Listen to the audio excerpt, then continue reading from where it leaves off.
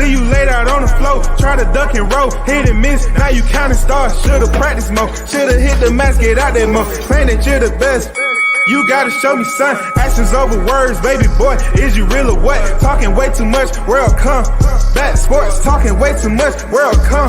Back sports, talking way too much, world come. Back sports,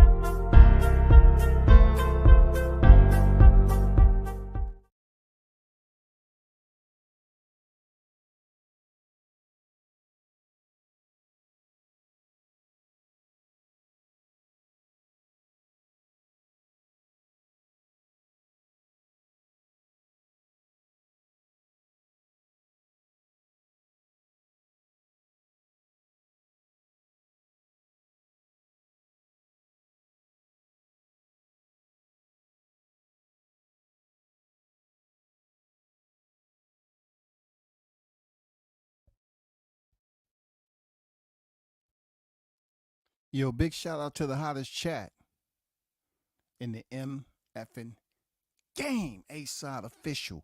No negotiations needed, period. You already know. Bruce Gas, Boxing, Jazz, and more is in the building. Salute to you, OG. How you feeling? Shout out to Bruce and the work he put in, man. You know what I'm saying? The key holder to the past, to the present. Salute to you. Appreciate your work. You know what I'm saying? Reaching out to these legends, these vets that we may not be able to talk to, man. You know what I'm saying? You probably don't get your flowers enough for the knowledge and everything, but salute to you for being a very knowledgeable boxing head in this media business. You know what I'm saying? Salute to you, OG. Boxing Fan Talk on deck. Salute.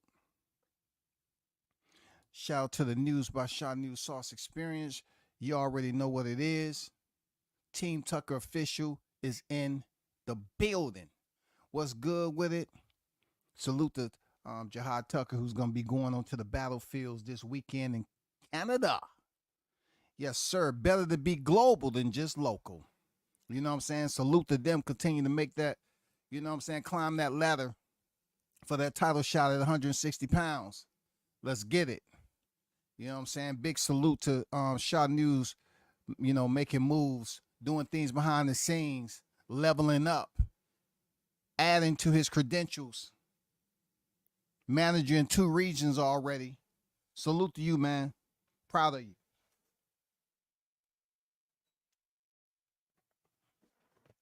You know, going off his saying, he was never in it for the what? For the views, but in it for the growth.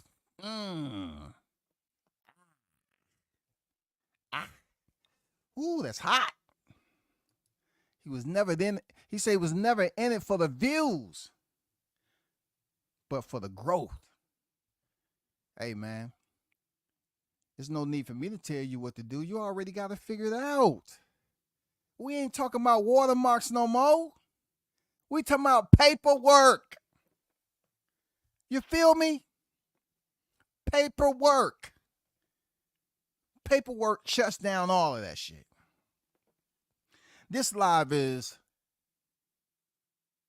who's really the welterweight king. Facts versus fiction. 2024, 147 pounds. I need to kind of give my take on this.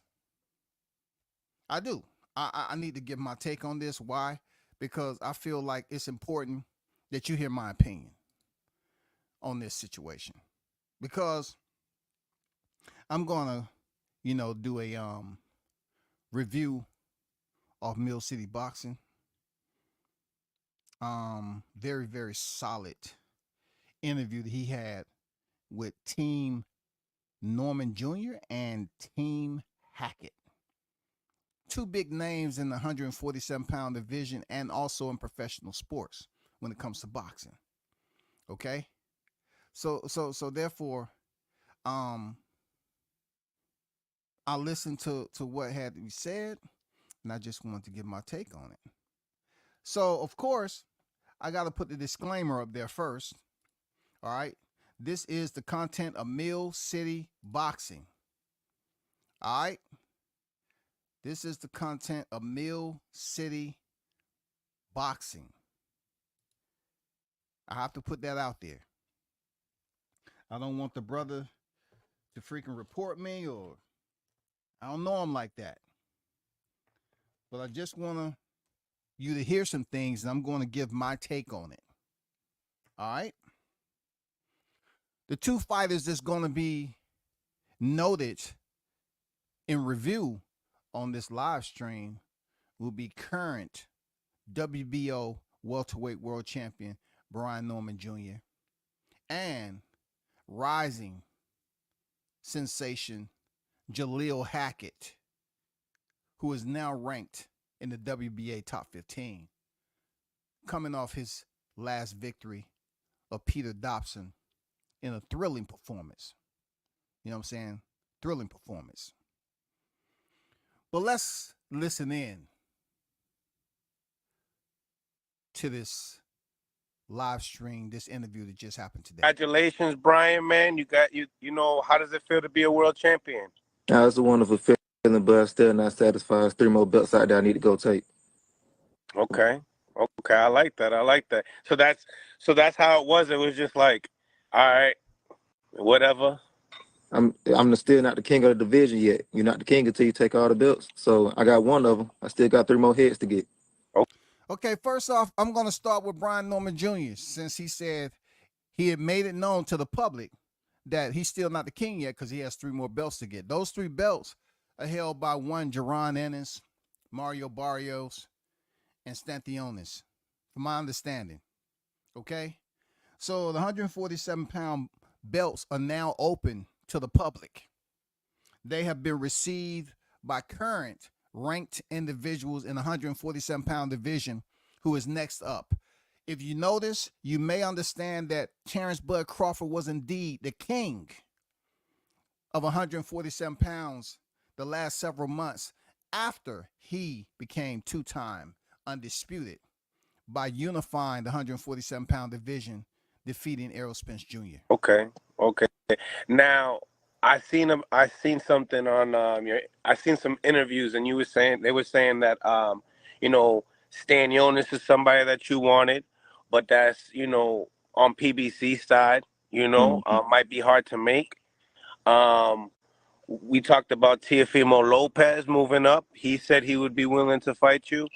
But then we also have, you know, Jerome Boots Ennis, that if that's not going to happen, this young man right here, Jalil Hackett, that's on that side of the street, you know, he would like to get a crack of you. Hey, first of all, shout out to Mill City. I'm going to tell you, I like what he did right here. You know, I don't know Mill City like that at all. I couldn't tell you what he do. Seemed like a good brother, but I can't tell you what he do. I know he's getting exclusives with Zab Judah. You know, he's getting a lot of exclusive interviews. You know what I'm saying? Salute to the brother. I like what he did with bringing these two together because it don't happen often.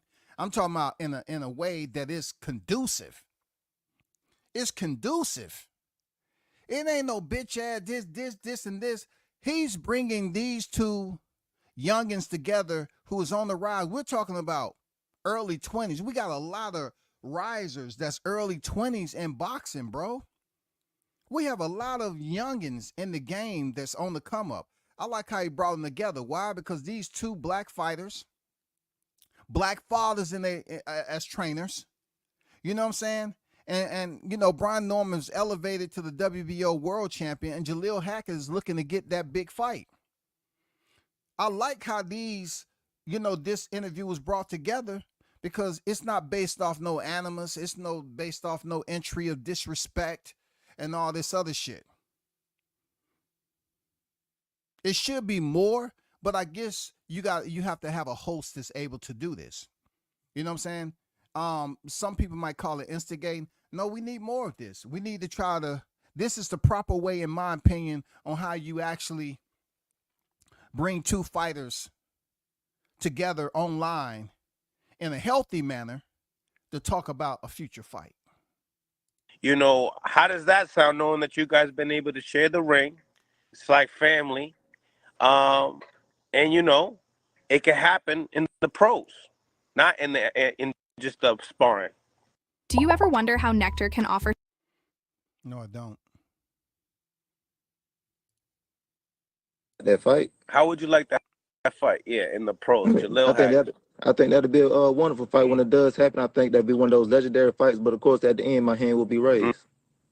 So Brian Norman said, "Hey, of course that'll be a legendary fight, but at the end, his hand will be raised, right?"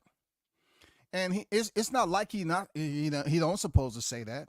You're supposed to be confident off the gate. Off the gate. You know what I'm saying? You're supposed to be confident off the gate. Hey, I'm gonna let it be known. Yeah, it'll be a good fight, but I'm gonna win. Period. I don't mind. I respect you. I find you'd be a legitimate competitive contender, but I'm winning. Now, Jalil, what would you have to say to that? Why Brian Norman specifically? I feel like right now, with him, recently being crowned a world champ, hats off to him. Congratulations to you and your pops on that. I feel like right now is the perfect time. I know with them just getting the fight, it was brought to my attention that their first defense, they wanted it to be against a top 15 guy. They ain't want a layup for their defense. See, I already like what Jalil Hackett is going with this, because the way he performed in his last fight, I was like, damn. You know what I'm saying? Against an experienced fighter who went in there against Conor Ben and went the distance, he showed out. I like how he's bringing it and bringing it to the center of the square, outside of the ring, to say, hey, I want to challenge you. Because I got, I'm going to be honest, there's too many black fighters out here that's challenging each other, and they need to wait till the hourglass get a crack in it before it becomes to fruition. I talk to him, I get with you up the road. I remember a certain fighter doing that against, Jahad Tucker said he wasn't impressed, but yet he want to fight him 8 years up the road till he prove his skills. I don't get it. But in this particular case, Jalil Hackett, he's not being disrespectful. He's being competitive. You know what I'm saying? He's showing his warrior spirit. I want to fight the champ now. I want to fight him now. What better time? Yes, I have less experience, but I feel that I'm ready physically, mentally. We can make this happen, because what do I say it need to happen in 147? We need to have some rivals, right?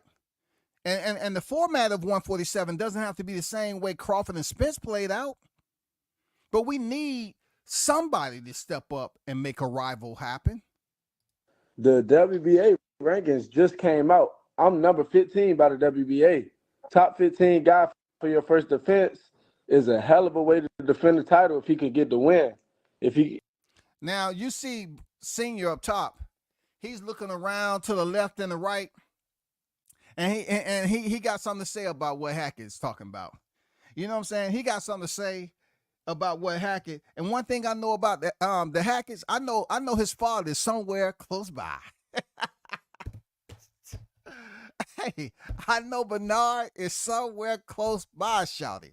Hey, when you a black fighter and you trained by your father's not too far off in the cut, goddammit. Believe that. If he could get the win, he look great. But if Yeah, can I say something? Yeah, can I say something? It's certain things that can't be done and certain things that can't be made. Like for instance, and I mean I'm just learning all of it myself because I'm having to deal with it right now, personally, whatever. No, yeah. But like he just said, he in the WBA, the way they do that shit is it got to be the WBO. I don't know why the hell. I don't know why they didn't cross the board where this person is this person. I don't know why it's so different. I don't know how you get ranked in different sanctioning bodies. Interesting. Because in order for WBO, it got to be the WBO. But you know, when Jerron Ennis was over there for I don't know how many starlights, all of a sudden he was switched over to the IBF quick, and then he was able to fight for the interim title. You know what I'm saying? Yeah, it was somewhat a gamble, but I'm pretty sure within boxing, there can be some, changes, some revisions, so to speak, some amendments. It's some people in there that can make some changes. You know what I'm saying? They can make some revisions to try to make a fight happen, especially if it's competitive and the fans want to see it. But the hardest part, it looks like me thinking, I try to think outside the box and think ahead. So me looking ahead, we would love to fight, first of all, with Jalil. We would love to give him the opportunity, you know what I'm saying? We respect him, his dad. I done talked about that shit a million times. I respect him, his daddy, Boza and his dad. Like, I'm all about their father-son dynamics, and I like, I like how they doing shit, so that's cool. And they helped us out tremendously, so that's cool, too. So, hats off to y'all, too. So let's talk about helping out tremendously. We have a lot of fighters who have sparred each other. Ennis has been in there with Brian Norman Jr. I'm pretty sure Jalil's been in there with Ennis. I'm pretty sure collectively these names has been in there with one another. Okay? Period. Now it comes to the big boy league. Now you have to separate that and say, now you my competition. Now I'm challenging to take your spot. Whatever spot that may be, I'm challenging. We're in a whole different, we both have elevated. It's not about sparring no more. Like, look, they say sparring is left in the gym, but you talk to the right people, they'll tell you what here and there done happen in sparring all over the place, okay? I heard so many stories, about sparring with these three, okay? From credible sources. But when it comes to this level right here, sparring really, it can like sever professional respect, or it can build it, or it can allow someone to say, well, I appreciate what you're doing and you being hungry, but I don't want to fight you right now because it might have been something they seen in sparring that say, nah, let's hold off on this. Or it could have been the other way around, that the person that's the champion now saying, hey, I don't see you as somebody that's productive to where I'm trying to go. I receive no benefit from fighting you right now. And congratulations on your victory over Peter Dobson, and your new sign up with Matchroom. But the way this shit is working if like with the WBO, if for a title defense, it has to be against a WBO person in the ranking in the top 10, I believe. We don't mind fighting. They got you can pay people step aside money. Like if it becomes an exciting fight, like which we trying to make this right now here today, if it becomes an exciting type fight where a motherfucker can fight whoever you want to fight, where people gonna put the money up and make that fight happen, and I think that's what we're gonna have to do to make this happen right now, unless he go knock off somebody in the WBO. So Jalil, just for you, next time shoot for somebody on our side on the WBO, because right now you in the rankings for. I disagree. I think with the boxing the way it is right now, you have a lot of shuffling going on. Maybe Shaw News can really, break this down just a little bit more, being that this is his line, this is his field right here, and he kind of knows some people on the inside of the game of boxing that can shuffle this around, especially when it comes to management, matchmaking, and stuff like this. But all I'm saying is, damn near anything is possible right now in boxing with all the premier promoters and and all these new signings. Anything is possible when it comes to shifting fighters around. Anything is possible in making these fights. That's all I'm saying. Shout out to Latch Puma in the building. Salute to you, brother. Shout out to Mike in the building.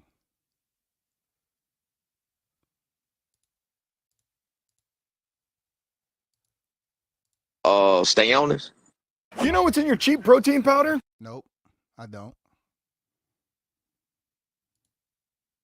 VA, but I'm Yeah, sure I'm not 1,000% sure how it worked. You know, we both young in the game, but right. I'm sure if he want to defend his belt against me and I'm acting I don't for it, think I don't think they're the gonna. I powers don't that think they're be, gonna I feel let like him. they can make it happen. Yeah, we both with the There it is. Hey, let's just clear it up. It can happen. Jalil said it right, in my opinion. If you really want to make the fight happen, they can make the fight happen. Now, of course, you know, people going to listen to this and shout to Mill City. This is his content. You know what I'm saying? Shout out to the brother. Anything damn near can happen. All that other side of the street and this person signed, man, you have cross promotion, you have association affiliations, you have all the A words, man, that's going on in boxing right now, that these fights are being made. two top money makers. Y'all with Top Rank. Yeah, We would match. Absolutely, Eddie love big fights, and I absolutely. just on the way that I've been looking at this, you know, I don't think it's no bigger fight to make for the young welterweights than Jalil and Brian. It's almost reminiscent of seeing Thomas Hearns and Ray Leonard. They fought each other when they was 24 and 26 or 23 and 25. Right. And look what their careers did. That fight didn't hurt them or diminish them. It made them even bigger stars. First of all, I like when these two trainers, which are fathers, are communicating. You know what I'm saying? Once again, in a healthy energy. You know, trying to get their fighters on the big stage where, just think about it, these two go in here and show out. They both coming off high energy performance. Brian Norman coming off his performance, you know what I'm saying, with Giovanni Santillan. And then Jalil Hackett coming out his performance with Peter Dobson. You know what I'm saying? Both of these performances, even though I give Brian Norman an edge on his performance with Santillan, all because of the styles on how they clash, they mesh so well together for the art of war. People still talking about it. Let's get back to it though. Absolutely. You know, I'm looking at how they doing these cards. You see the Turk working with he working with Matchroom on everything they want to get done. I'm watching the internet. They talking about Ortiz gonna fight Bud. They talking about Shakur gonna fight Zepeda and a Riyadh joint. If that's the case, I don't see no bigger fight at the welterweight. Now, If everybody else don't want to but fight, then what they get Jalil but and this Brian. but this what I'm saying from a Especially for a voluntary defense. It's not a mandatory. listen. God, Bernard came on here, goddamn, already laced up. He said it's not a mandatory, it's a volunteer. Hey, Bernard Hackett came in here already laced up, goddamn it. Hands wrapped, gloves on, mouthpiece in. He already said, hey, I'm coming in guns a-blazing to make this fight. I like the fight. I like the fact that Mill City put this interview together. I like the two matchup, real talk. I like the two matchup. You know, like I said before, I would balance heavier on Norman Jr.'s last performance than I will Jalil's. But Jalil Hackett's last performance was on point. It was very high energy, active. I mean, he went in there and did his thing. And that's really the first time I seen Jalil with that type of engine in there, with a fighter with that level of experience and put in the work he did.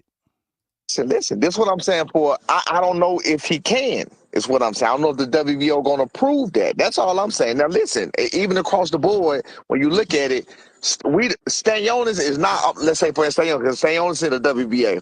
Stanionis, Are you saying approve why? Because he has 9 fights? they won't no, they want to prove, would they approve him as an opponent because he's not ranked in the WBO.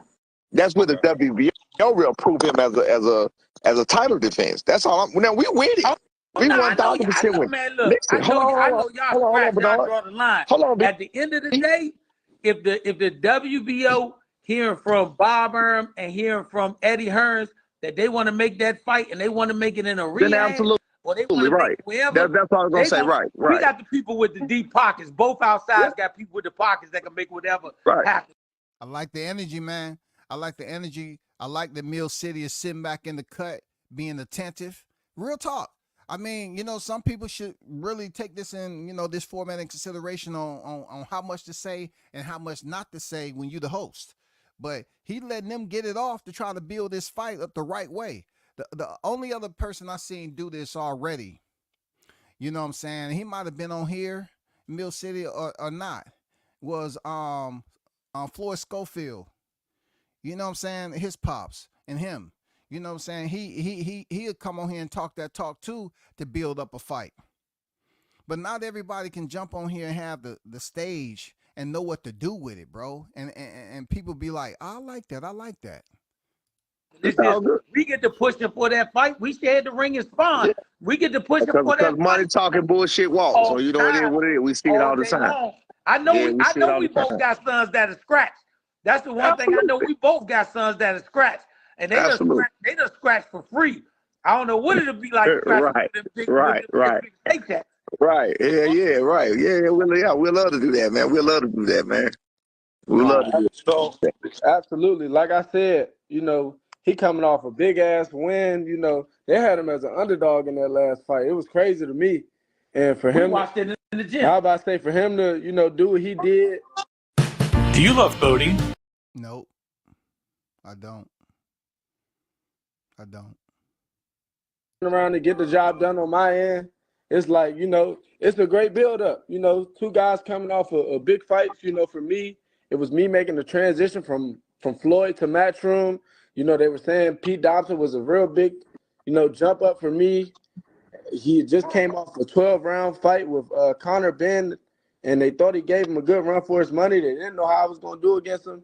And, for them to say, a lot of people thought that Brian was going to lose his last fight, which I didn't agree on. He made me a lot of money that night. But, shit, that's a hell of a fight to be made. And it's one of them situations where it don't matter how it go. I beat him. I'm telling him, like, he could get it back immediately. So Jalil Hackett is saying, hey, Brian, he's telling him that I definitely like the fight, and if I'm victorious, I wouldn't mind running it back. I don't see anything wrong with that, only because both of them, if you put the type of styles that they have fought and you put them together, you can join them and and trying to prognosticate what it would be like if they fought. It makes for a very interesting clash.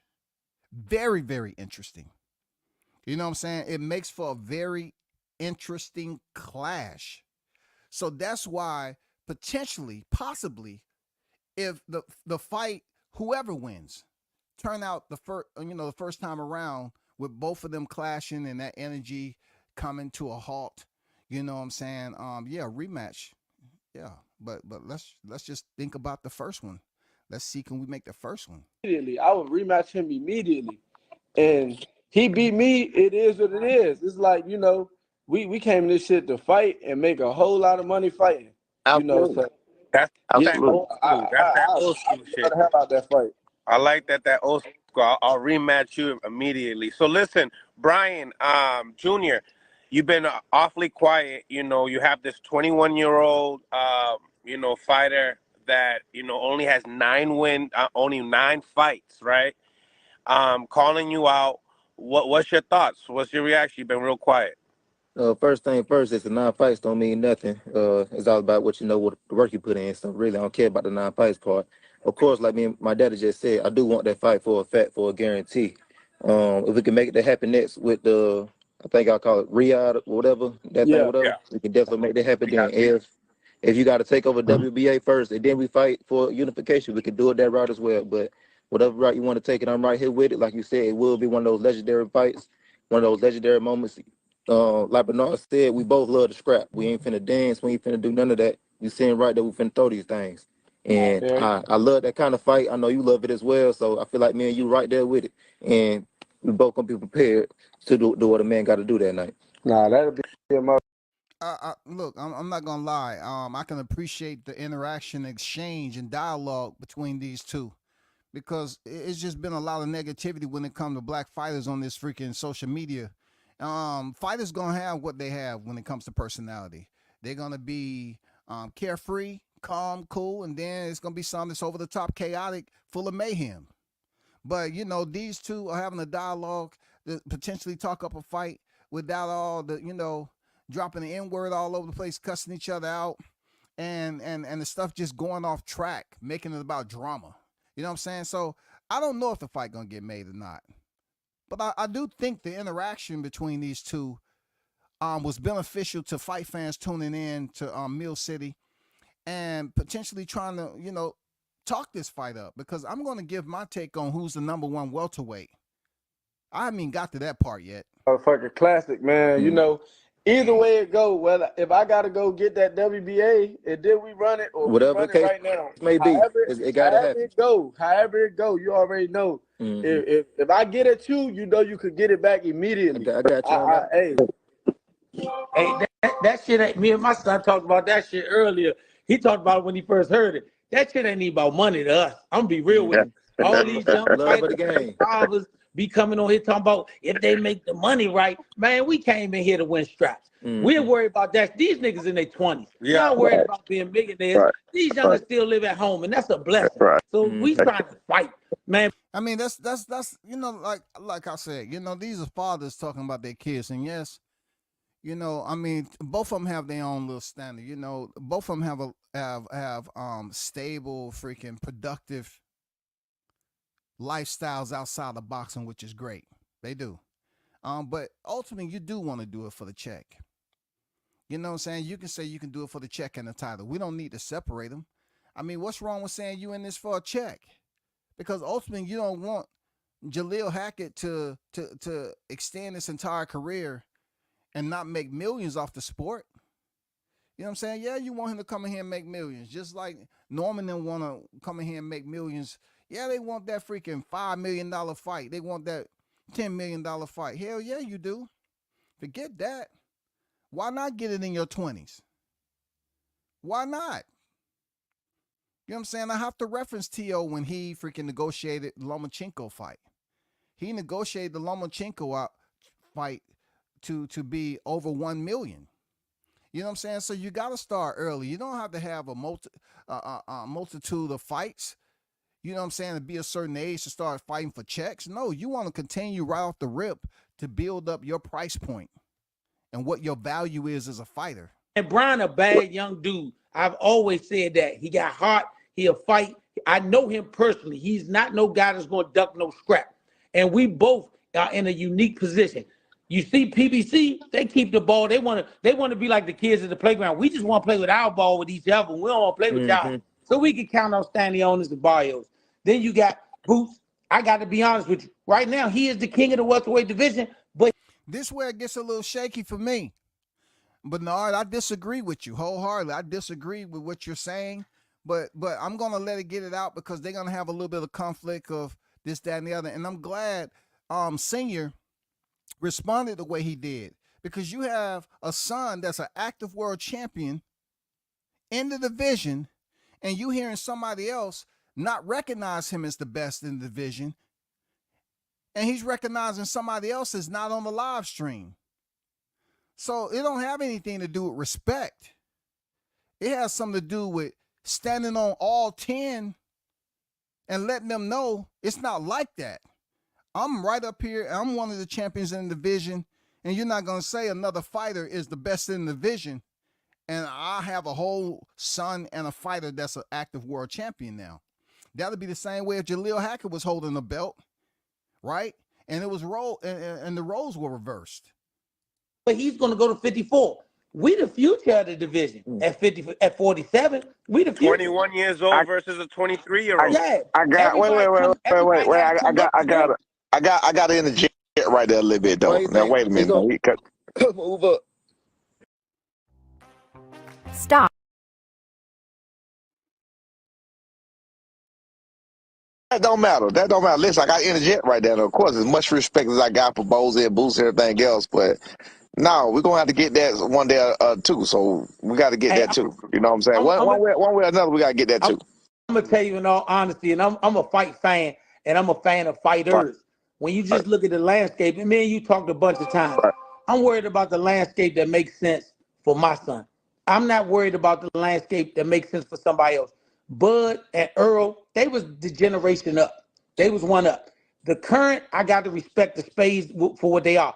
Boots is right now the best welterweight in the world, but he's going up to 54 because he's just happened to catch the tail end of them. Me, Brian and Jalil, they actually are that immediate Yeah, future. When I I say can't fight, sit here. I can't sit now. That's what we disagree. I can't sit here I and say he's got the best welterweight in the world because the best welterweight in the world in the front I, yard over there. I got you. I feel you. He said the best welterweight is in the front yard over there. If that ain't some down soft country talking, hey, the best welterweight over there in the front yard. You see him. Hey, I feel you on that. And if they make that fight happen before us, then hey, we get to see that. But for me, I'm looking at our generation. I got you. I'm looking at I got you. the Hearns Hagler, the Hearns Leonard of our generation. That's Jaleel and Brian. And after that happened, if we get that strap and we got to go back, ain't no gotta. You want to run that back because you think you got shorted? We gonna Yeah, give back. But then we looking for the people we gonna get, the Teofimos, the Devins, the absolutely, Shakur. absolutely. We want all of them. So I love our generation, but Yeah, just like, hey, we the country dudes at heart. Just like you love that dog you raised in your yard, I love this dog that I raised in my yard, and I right. bet the Absolutely, farm on him. I bet the farm. Fuck absolutely, the absolutely. paycheck. I Yeah, bet the farm on him.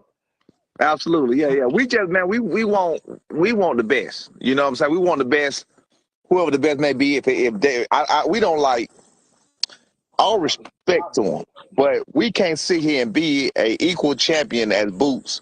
Again, nothing but respect. I've said it on every fucking interview every time. I look at it like this. It don't even have to be about reclaiming or acclaiming that it's all about respect. It's all about being competitive. Like they always talk about closed mouth don't get fed, but you're in a combat sport, man. This is a full contact sport right here. What they say all the time, I think a lot of people is just lost in cliche terms that's really meaning something. When they say boxing is a business. Okay, if boxing is a business, you don't have to explain to somebody that as much respect as much. No, I want to fight you because you're close. Because you're close. I want to fight you. We're in the same division. Let's go. I want to fight you. It don't have nothing to do with a lack of respect. If you don't understand where I'm trying to go with it, you know what I'm saying? You don't even follow the sport because there's plenty of fighters that fought each other back in the day. Some of them respected each other, some of them didn't. Oh, man, that's Bozy, my dude. Helped us out tremendously. You know what I'm saying? But we can't sit here and just say, and we be on the same fucking playing field, and we can't sit here and say that somebody's the best welterweight in the world. That shit ain't finna happen. No, You I know feel you on what that. I'm saying? We not finna do that. I feel you on that. You know, Yeah. in the position I'm in, he a world champion. He a world champion. If he feel like he's the best welterweight in the world, he can feel that way. He's But supposed to feel that way, yeah, right? he's supposed to feel that way. As a Right. matter of fact, Absolutely. if he I like how the youngins, they just think, they're just showing their growth and everything. Jalil is showing his maturity by saying, I don't have to agree with everything my father is saying, and I can think for myself at the end of the day. I mean, that's maturity. I knew Jalil when he was, first coming on the scene. Like, we ain't best friends and we don't communicate on the regular. But I did interview and have a conversation with him way, way back then. So, you know what I'm saying? Of course, he's grown up a little bit more than what he was when I first met him.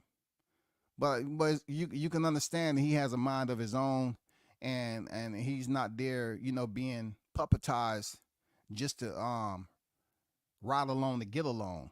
second guess his feeling on that, I would question him as a champion. Absolutely. Damn. Absolutely. I question He you said as he his would pops question him because you as a supposed to be champion. backing this player. Absolutely. Absolutely. So yeah, no, we want all the smoke because we wanted to be undisputed. Like I said, even when it came to that, we wanted to be undisputed. We want to be where all this shit, where people talking in the comments, where people talking on the blogs, we want to show. We want to show that it ain't what you motherfucking think it is. You understand what I'm saying? Look, I'm gonna tell you like this, that senior. You trying to compete against the internet, and you ain't gonna win. You can go ahead and look at Shakur for that. You're not gonna win against this freaking social media. Social media, its record is different. Social media record is different because you fighting against multiple. You know what I'm saying? Multiple people that you don't even know. They don't give a damn about how much work you put in any of that. They don't care. You got some cats that's just weighing 360 pounds, and they're eating a full blown, full meat lovers pizza while they typing in comments, negative comments about these cats. You know what I'm saying? Drinking a motherfucking full liter soda right out the goddamn bottle. Fuck a cup. You know, the internet, man, is undefeated. The record's different. We want to show that, you know what I mean? It seems like with, you know, for Jalil, he did a great job, you know, with the come up, and all of his come ups was on TV, and that was good. Not all of them. My bad. I know you had a little, you know, whatever, you know what I'm saying? The little minimum shows or whatever, but he had to come up in a good, he had a good following behind his come up. My son did not have a good following behind his actual come up. So he had to face a lot of adversity and a lot of bullshit behind that. He's still young. You know what I'm saying? So we just trying to motherfucker. So now we playing it backwards. I mean, the world know that Jalil is the goods. You know what I'm saying? We know Jalil is the goods. You know, firsthand, we know he the good. You feel what I'm saying? No, we don't like the fact that they question some of the other shit they seen while my boy working out his tweaks and working out his this and that. So we want all the smoke with everybody at welterweight. I don't give a fuck who it is or what it is. You know what I'm saying? All love. If you are people, we gonna eat with you. Just like Bernard always say. You feel what I'm saying? We gonna eat with you, whatever. But then we got to kick your ass, and then we're gonna eat with you later. You know what I'm saying? We'll eat your ass. Hey, I'm telling you, we can make that happen. It can happen sooner than later. Right. You know, Right. Y'all sit down with the niggas that call the shots on y'all side. We just talk to the niggas that call the shots on our Oh, Jalil, you said the N-word. side. They say y'all just gotta agree with it. And you know, I mean, if they come with it and they talk to the people and they make it happen, they, like you just said, if you already talk to the people on your side, then they get do the talking how they got to do it. You know, of course, I've been banned from making internet fights. And what he's talking about, internet fights, yes, he should be banned. Senior made one of the worst internet fights he can make, and that was against Quentin Randall. No, you're banned. So I can't make no internet fights no more. You know what I'm saying? Whatever. You know, you gotta go through our manager Jolene and you know, fighters first and top rank. Make sure you call Jolene and tell her, look, man, Jalil came up, like you said, mostly on TV and people know him. If you want to make the people know you the good, all you gotta do is beat this nigga. They gonna Jolene know me. Jolene know me, man. That's a motherfucking problem because they say he the goods. Jolene know me. Jolene know I don't do nothing but talk shit. You feel what I'm saying? Jolene know that I'm gonna speak my mind. I'm gonna say what I got. That's pretty much the part I wanted you to see right there. You know what I'm saying? That's pretty much. Shout out to Mill City Boxing once again. Great interview. He sat back and just let them talk. You know what I'm saying? I like the format. You know what I'm saying? Like I said, he's had some exclusives with a lot of fighters. But outside of that, I really don't know the brother. But you know what I'm saying? Much respect to you for getting these exclusive interviews and doing a great job with your format, brother. You know what I'm saying? This was an interview that we needed in boxing because these are two young guns, man. You know what I'm saying? It's amazing how some of these cats are so young in their 20s.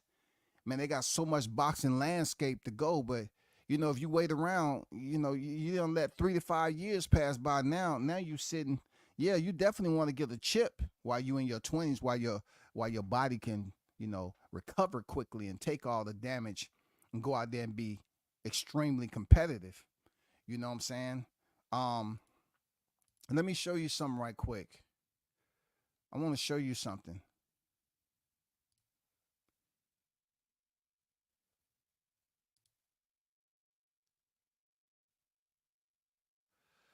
Okay, this is Mario Barrios, right? Mario Barrios is the WBC welterweight champion at 147 pounds. Jaron Ennis nor Brian Norman Jr.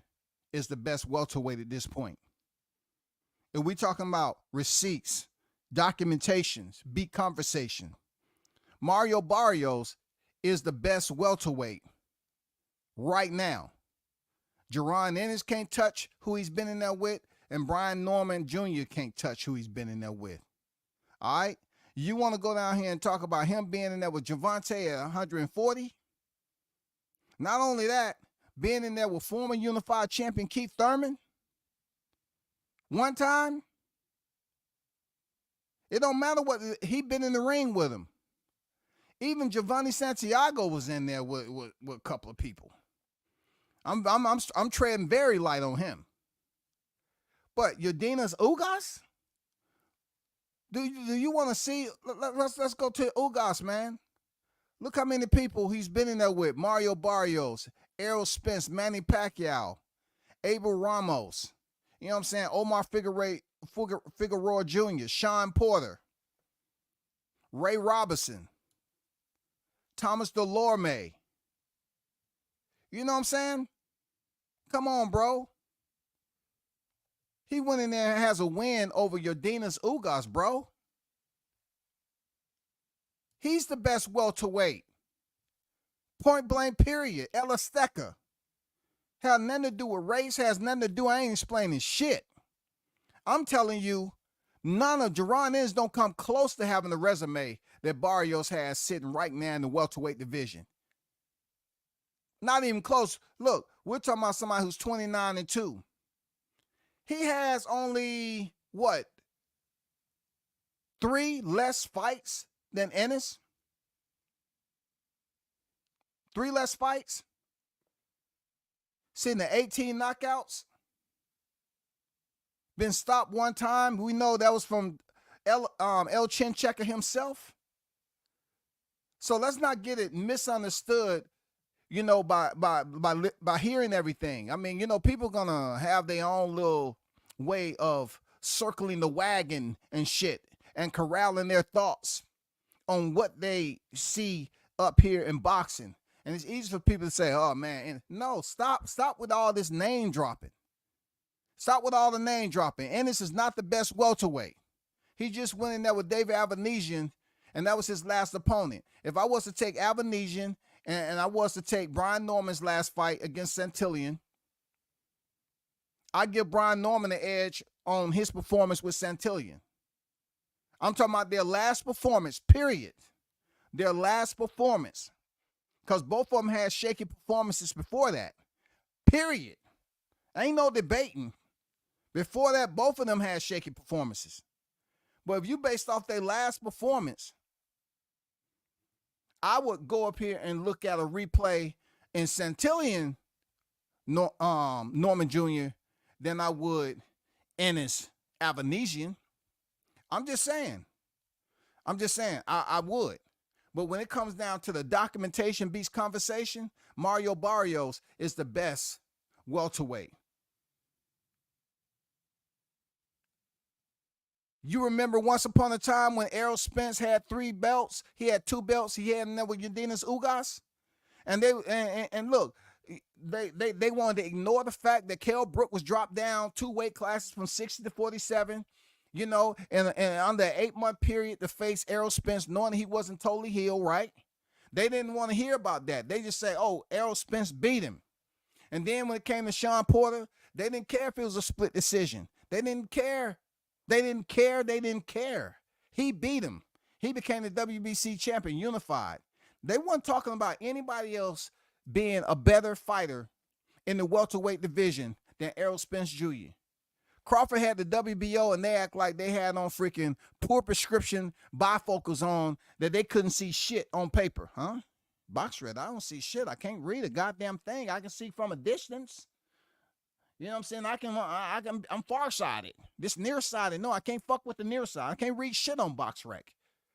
Well, I'm telling you today,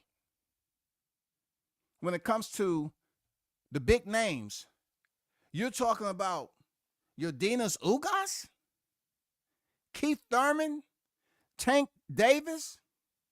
Them 3 alone says that Mario Barrios is the best welterweight today. Today. None of y'all have had the challenges that Barrios has had. None of them cats. Norman Jr., Ennis, Stanthionis. No, you haven't. We're talking about Gervonta Davis being the top of the heap. You know what I'm saying? Who can they say on their resume that they've been at the top of the heap at 147 pounds? You know what I'm saying? I'm talking about carrying Gervonta from a title fight when he was champion. Carrying him over. Because who you fight previously transfers over to any division that you transition into moving forward in your career. You're always gonna have those accolades or register, you know what I'm saying, on your accolades. But let's not play this game anymore with all this freaking gibberish, this frivolous goddamn talk about we don't want to see paperwork unless it's needed. No, we want to see paperwork when it comes to the numbers. We want to see paperwork when it comes to these resumes. Just like they were saying Crawford didn't fight nobody and Errol Spencer beat Kell Brook and Sean Porter. Y'all was going off his resume, right? Well, we're going to do this for Ellis Stecker. We're going to do it for Mario Barrios. Norman don't have nobody on his resume to fuck with Barrios' record. Ennis don't have nobody on his resume to fuck with Barrios' record. Right off the rip. And Stanthionis, whoever he decides to fight, you know what I'm saying, he's out there. But at the end of the day, Barrios is winning there with the tougher competition. Hands down, point blank, period. Barrios has been in there with the tougher competition, is on the paperwork. You see it. You see it. It don't have nothing to do with disrespect. It has something to do with letting you know that the information is available for you out here on BoxRec. This is exactly where I'm at with it. Now, I did a live stream before on the notification champions. Okay? I call them notification champions because until somebody establish or separate themselves, a lot of these guys are on the receipt of Terrence Crawford vacating or his titles being stripped. Okay? So we're waiting for that rivalry to build up. You know what I'm saying? We're waiting for it to boil over. We're waiting for somebody to step up. We're waiting for the ink to dry to see which unification bout we're going to get first, or who we going to see them fight that's in the rankings to defend the title properly. You know what I'm saying? Yeah, Ennis was in there with Avanesian. Well, we're talking about and new. Who's going to be it? Who's going to be the first one to be able to go in there and fight one another? Because this is the Crawford post-era, moving to 154. You know what I'm saying? Vacated belts that's going on right here. This is what we're seeing as far as where they at. We want to see who's going to fight one another to basically say, okay, and new.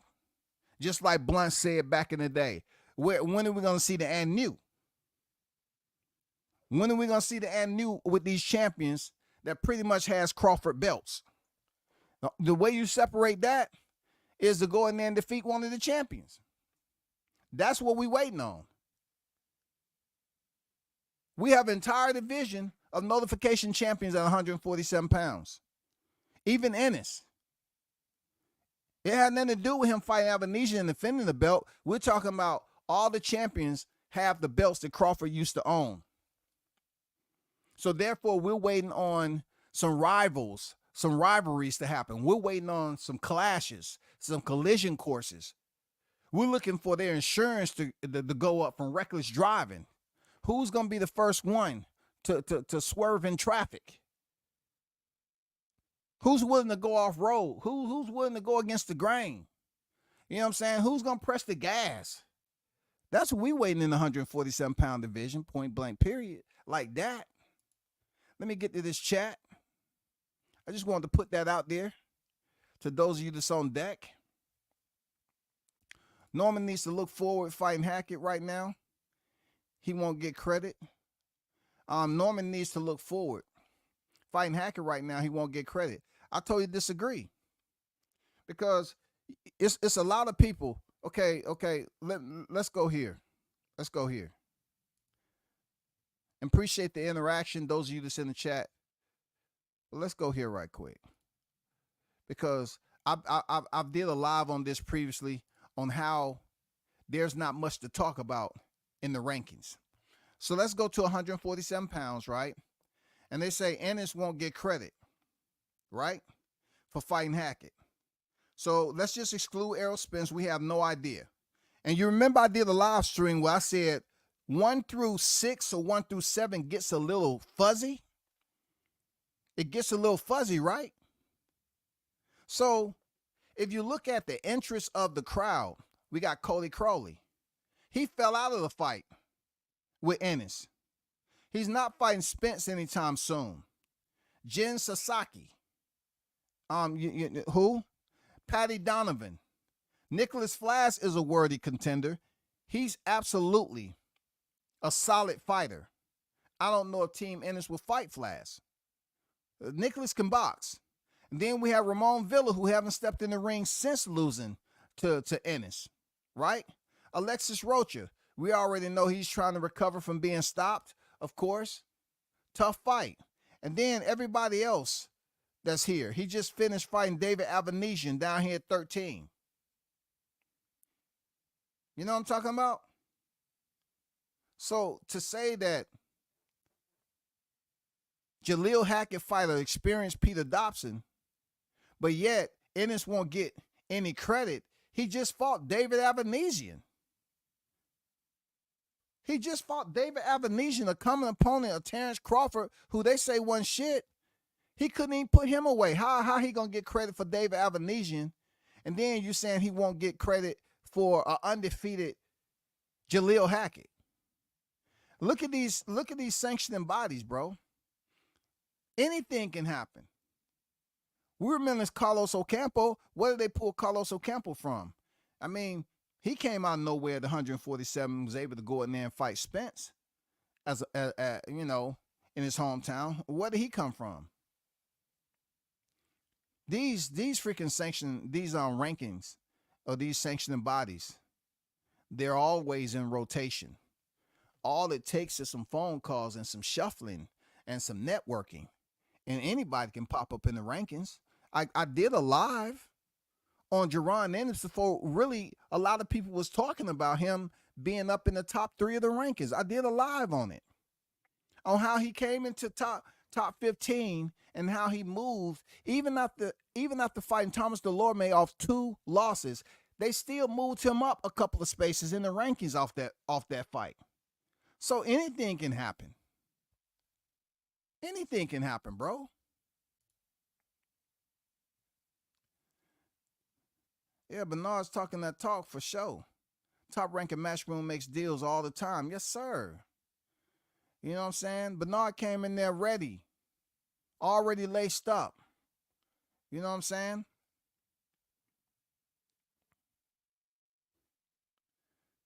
Man, y'all can say ain't no way, Top Rank making anything when Top Rank is making fights. We see fights on Top Rank that and any promotion that people gonna like or dislike. Why won't they make this fight? Seriously. Why won't we make that fight? We just seen Nico Ali come back in there and fight a fighter on Top Rank that he lost to, and then he went and fought on Pro Box and came back. Man, come on, do your homework, bro. Just do your homework a little bit, bro. It ain't personal. Shout out to Blue Hustle Man on deck. Come on, Nico Ali Wash came back and fought the same dude. Man, come on, bro. Come on, he's an Ali too, man. He in the bloodline. He had to lean back. You know what I'm saying? He had to lean back, bro. Shout out to the OG Mr. Golden on deck. Salute.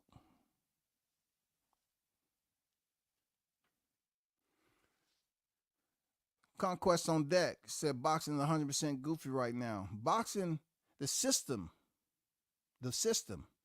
You can't hold boxing accountable like I always say. Shout out to Arnold Brown on deck, man. You can't hold boxing as an entity. Who's in charge of the entity? Nobody. Nobody's in charge of boxing. You know what I'm saying? They have all these Indians in boxing. You know what I'm saying? You can see the little smokestacks from everywhere. Nobody cares about the chiefs. Nobody cares. Because we're unsure who the chiefs are at the end of the day. There's a whole lot of Indians running around. But when it comes to making fights, we've had the displeasure of being disappointed time after time after time. But now we have a changing of the guard. I did a live on that. The changing of the guard from 35 on up. It's happening. We've had the youngins move from 35 to 40. You know what I'm saying? We've seen it. Even with Isak Cruz, we've seen it. We've seen it with Rolly Romero. We've seen it with Devin Haney, Teofimo Lopez. We've seen it. A lot have happened since Jose Ramirez and Josh Taylor fought for the undisputed. A lot has happened in the changing of the guard. A lot has happened with fighters transitioning up to 47. Even Brian Norman Jr. was fighting at 40 for a little bit and then transitioned up to 47. Ennis, he's been there for a minute. Finally, he was able to make his stance, you know what I'm saying, anchor in the division. I don't know how long he's going to be there. I know Bernard mentioned it. I've mentioned it before. We don't know how long Ennis is going to be at 47. We don't know if he's going to be able to clearly and be healthy enough to continue to make weight. I don't know. He kind of get a little round-faced it in between fights. You know, he's a big 47-pounder. I don't know how long freaking Norman Jr. is going to be there. I don't know. We don't know. Like, it's like when you make that declaration to unify division. Whew. That's a heavy declaration. Even for Spence, that was a heavy declaration. But at that time, the belts was seated where, you know, whenever you want to move on the board, it was easier for them to navigate the IBF title all the way to WBA. You know what I'm saying? The IBF, WBC, it was easy for them to navigate those freaking squares on the board. But when you wanted to get to the last stone, and you're saying undisputed,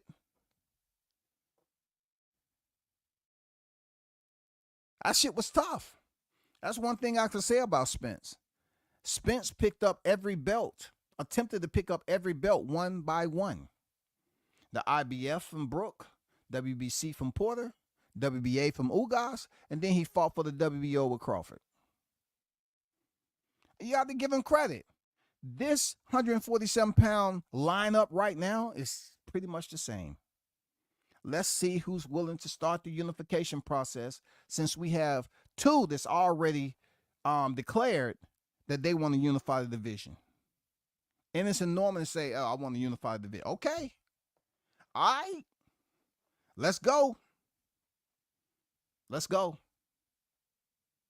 That's where I'm at with it.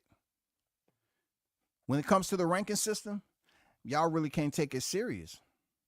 You know, you got people up here crying and, you know, feeling some type of way emotionally because you can't see the WBA, you know what I'm saying, sanctioning body on BoxRec like it does something to people's everyday lives when they go to work. Hey, so seeing you in here, you're usually full of smiles. You're usually very jolly. What's going wrong with you? Turkey Ellis Sheik over here. He's messing with the WBA. When I go on BoxRec, I can't even see the champions that I support heavy. Man, he pisses me off, man, this guy. You know what I'm saying? Why he go over there and mess with the WBA? Who gives a fuck? Don't nobody care. I don't care. Nobody. I don't give a damn about no BoxRec. I don't. And you shouldn't either. You shouldn't give a damn about BoxRec. All we know is the ranking system is there to be manipulated, massaged, finessed. It's all about who you know in the game to make that fighter, you know, move up a couple of slots so you can see his name and then, you know, sign that dotted line. That's what we can do. Hopefully Jalil Hackett and Brian Norman get some type of freaking, you know, movement, some type of activity towards making a fight. It'll be a very good matchup based off their styles and their energy, their engine. But we don't know what's going on in 147. You know, like I said before, everybody's complaining about Crawford. Let's see what happens now. Let's see what happens now. He's no longer in the division. But it seems like too many people are still focused on him. So let's see what you're willing to do now. I don't want to see any crazy opponents come up that we shaking our head like, why are you fighting them? Why are you fighting those people? Y'all are talking about an entirely different lineup at 147. Why are you fighting this person? I want to see who's going to do what. Show us. Because all the damn criticism, that's gone. He's at the 154 pound getting criticized. So I'm asking, like, what's going on with the 147 pound division now? Let's see the matchmaking process materialize. Let's see you take out the top hats and do some magic. Let's go. You can't put Crawford on the blame no more. Let's see the 147 pound get it in. Who's going to take the lead? Who we going to see as far as champions being the first to unify?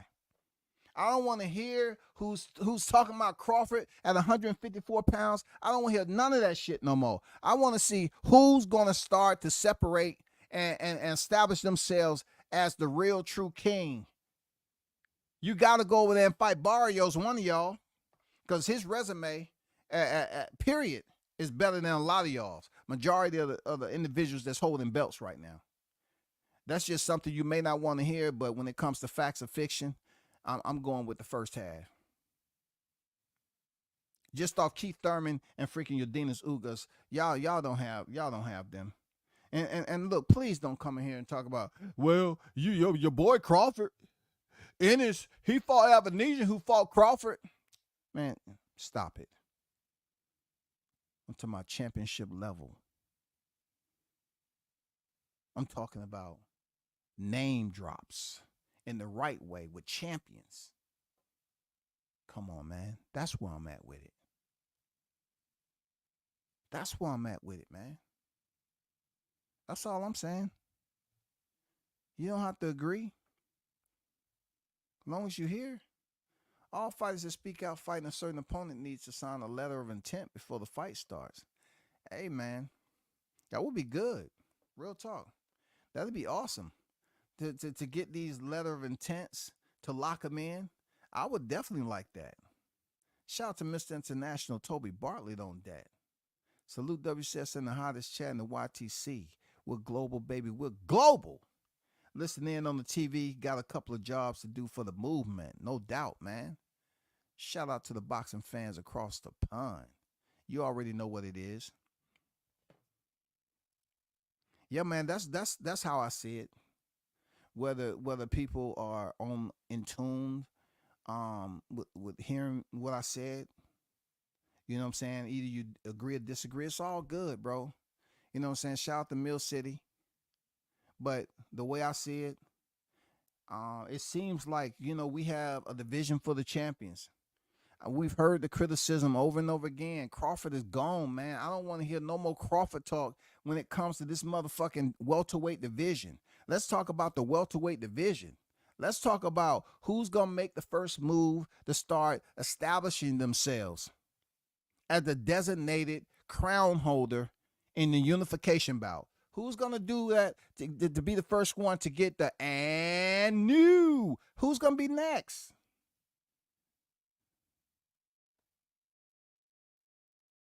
We ain't talking about damn Bud no more. At 147, who's going to be next to run this division? That's what we want to know. We don't want to hear all that other shit. We don't want to hear, oh, man, so-and-so, warning, this, that, and the other. I don't want to hear no motherfucking warnings. I don't want to hear shit that Turkey Ali Sheik has going on, you know what I'm saying, that has nothing to do with anything. You heard, look, you busy got these bitches out here whining, but you heard them talking about Riyadh season. Yeah, people trying to get on Riyadh season because of the checks. So now you got fighters putting it in their conversational piece. Yeah, hey, we can get on that card at Riyadh season. Yeah, that'd be cool. Yeah, it would. But you got to be in the gym. Make sure you stay in shape because Raymond Ford went up there and had a goddamn very quick return and got that shit on short notice. He haven't even been champion that long. And you see, he ain't no longer holding that belt. Stay in shape, champs. That's all I'm saying. If you fucking around Riyadh season, you better stay your ass in shape. Be ready, because I don't like how Raymond Ford won that belt. You know what I'm saying? In dramatic fashion. Then they quickly turned him back around and brought him back. I think that shit was on short notice. And pay attention to the short notice shit too. Boxing is the system is very, very good when you have operators, the matchmakers, right? That sometime, man, they are sitting up here.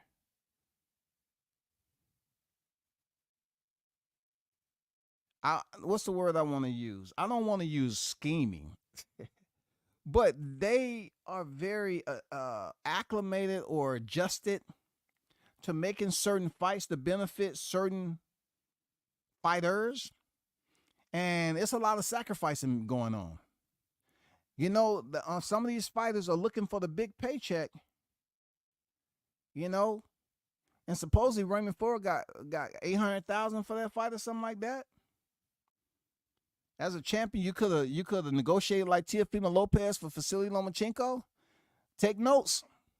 Take notes. That's why I always say back in the day, Teofimo Lopez negotiated his worth. He stood firm on his worth to negotiate extra pay for Vasily Lomachenko fight. And Lomachenko was the unified champion. So just think about Raymond Ford up there, you know, getting 800,000, which, you know, I don't do the numbers like that, but I'm just doing a little comparison. You know, I'm just scaling it for you a little bit. I'll drop some weight on that side, weight on this side, you know, so you can see where I'm at with it. You have to take that in consideration of what's going on too in boxing. The system, they're quick to, you know, kind of bring these fighters out. Very short notice sometime. Championship fight. The fighter's not in the best of shape, or they might be. But with the Sheik involved, you got to pay attention. That's all I'm saying. Pay attention, man. Pay attention. Hey, be sure to check out those 2 interviews that Shaw News did. Brandon Adams, Charles Bad News Conwell. Check out those interviews, man. Some solid interviews over there that he did in the same day. It was good to hear from Brandon Adams to see what he has going on. And also, Charles Conwell ended the fight early with a vicious body shot. That's another contender that you need to pay attention to, that's at 154 pounds. And of course, you know, Jahad Tucker's moved up to 160. He had a growth spurt, and he's due to step back in the ring. I do consider him one of the most entertaining fighters in the sport, being that he has his technical degree is different. I don't know what his style is though, because, you know, he just don't come in there and people say, okay, he's gonna do this, he gonna fight on the outside here. He has you know, an advanced way of going about delegating his boxing authority, because he's fought fighters differently. You know what I'm saying? So I can't say what his style is. I can only say, you know, as far as when his rhythm and motion go in there, you know, I call him Electric Boogie, because he does dance in there with his opponents. Just ask Francisco Varone. He hasn't been the same since he fought him. Just ask Nico Seknashvili. He hasn't been the same. You know what I'm saying? Hey, so, you know, go in there, you know, Jahad Tucker, and go in there and dance on him again. I'm looking forward to seeing your fight this weekend. Real talk. Shout out to Team Tucker as always. And, you know, big shout out to Shaw News for making moves as a boxing manager. And really not worrying about what everybody else is saying. I always told you all, you know, a long time ago, that you know, when you don't have to tell someone over and over again, those are the type of leaders that you need. And boxing really don't get recognized for having leaders, but I'm saying for my guy. He's came a long way in a short period of time and did major things behind the scene. I'm happy for the brother. I salute him.